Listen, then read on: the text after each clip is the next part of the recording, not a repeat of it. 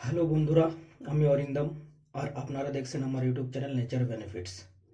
তো বন্ধুরা, আমি আমার চ্যানেল নেচার বেনিফিটে আপনাদের স্বাগত জানাই। তো বন্ধুরা, চলুন এবার শুরু করা যাক আজকের ভিডিও। আজ আমার সাথে যে গাছটিকে আপনাদের দেখাতে চলেছি, এই গাছের সাথে গ্রাম অঞ্চলের মানুষেরা খুব পরিচিত। এই গাছটি অত্যন্ত সুস্বাদু হওয়ার কারণে গ্রাম অঞ্চলের প্রতিটা বাড়ির রান্নাঘরে জায়গা করে নিয়েছে। এই গাছের গুণাগুণ না জেনেই গ্রামগঞ্জের মানুষেরা সবজি ও তরকারি রান্না করে খেয়ে থাকে। গাছটি যেমন সুস্বাদু, তেমনি রয়েছে এর অপরিসীম গুণাগুণ। এটি সুগন্ধিযুক্ত লতানো গাছ, মাটিতে বেয়ে বেয়ে বড় হয়, কখনো বা অন্য গাছ বেয়ে উপরে ওঠে। লতার প্রতিটি পর্বে গিঁট থাকে। এর পাতা দেখতে অনেকটা পান পাতার মতো। এই গাছের পাতার উপরিভাগ ঘন সবুজ হয় এবং নিচের ভাগটা হালকা সবুজ হয়। এই গাছটির বৈজ্ঞানিক নাম হলো পিপের লঙ্গাম। গ্রাম অঞ্চলের আনাচে কানাচে, ঝোপঝাড়ে, রাস্তার পাশে, হালকা ছায়াযুক্ত জায়গায় পান পাতার মতো লতা বিশিষ্ট লতানো পিপুল গাছ মাঝে মধ্যে দেখতে পাওয়া যায়। পিপুল ফল শুকিয়ে মশলা হিসাবে ব্যবহার করা হয়। আজকাল এই পিপুল ফলের জন্য পিপুলের চাষ শুধু ভারতেই নয়, পৃথিবীর বিভিন্ন জায়গায় করা হচ্ছে। পিপুল গাছের স্বাদ ঝাল। ভারতে সবজি রান্নায় এটি ব্যবহার করা হয়। উত্তর আমেরিকায় মশলা মিশ্রণে এবং ইন্দোনেশিয়ান ও মালয়েশিয়ান রান্নায় এর প্রচুর ব্যবহার রয়েছে। আমাদের ভারতে মুদির দোকানে এটি পিপালি বা পিপুল নামে কিনতেও পাওয়া যায়।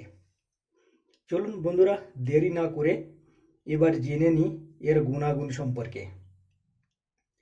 পিপুলের মূল থেকে শুরু করে কাণ্ড ও পাতায়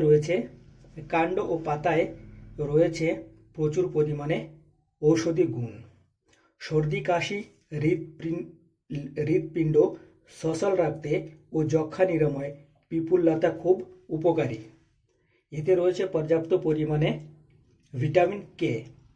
জন্ডিস নিরাময়ে এটি গুরুত্বপূর্ণ ভূমিকা পালন করে। পিপুলি শাক অ্যান্টিবায়োটিক হিসাবেও ব্যবহার করা হয়। মুখের ব্রণ ও মেস্তা দাগ দূর করে এই পিপুলি পাতা। পিপুলি শাকের পাতা ও ডালিমের পাতা একসঙ্গে বেটে মুখে ব্যবহার করলে মুখের ব্রণ ও মেস্তা দাগ ঠিক হয়ে যায়। পা ফেটে গেলে এই শাকের পাতা ও গোলমরিচ বেটে সেখানে ব্যবহার করলে উপকার পাওয়া যায়। এই শাক প্রসূতি মায়েদের অনেক শারীরিক সমস্যার সমাধান করে থাকে। এই শাক রান্না করে প্রসূতি মায়েদের খাওয়ালে ক্ষতজনিত অনেক সমস্যার সমাধান হয়। কৃমির ওষুধ হিসাবে এটি খুব ভালো কাজ করে। হাঁপানি রোগের জন্য এটি খুব উপকারী।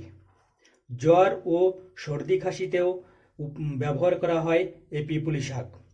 জ্বর ও সর্দি কাশি হলে পিপুলির পাতা গরম জলের সাথে গরম করে সেটাকে চেকে সকালে ও বিকালে খেলে জ্বর ও কাশি কমে যায়। নির্দিষ্ট মাত্রার বেশি এটি ব্যবহার করা উচিত নয়, এতে মাথা ব্যথাও হতে পারে। তাই বিশেষজ্ঞদের মতামত নিয়ে সঠিক মাত্রায় এটি ব্যবহার করুন। তো বন্ধুরা, আজকের ভিডিওটি এই পর্যন্ত। ভিডিওটি শুধুমাত্র সামান্য জানকারির জন্য বানানো হলো। এটি ব্যবহার করার আগে অবশ্যই ডাক্তারের পরামর্শ নেবেন। ভিডিওটি ভালো লাগলে অবশ্যই একটা লাইক, কমেন্ট, শেয়ার করবেন। আমার ভিডিওটি একটুও হেল্পফুল বলে যদি মনে হয় তাহলে আমার চ্যানেলটিকে সাবস্ক্রাইব করবেন।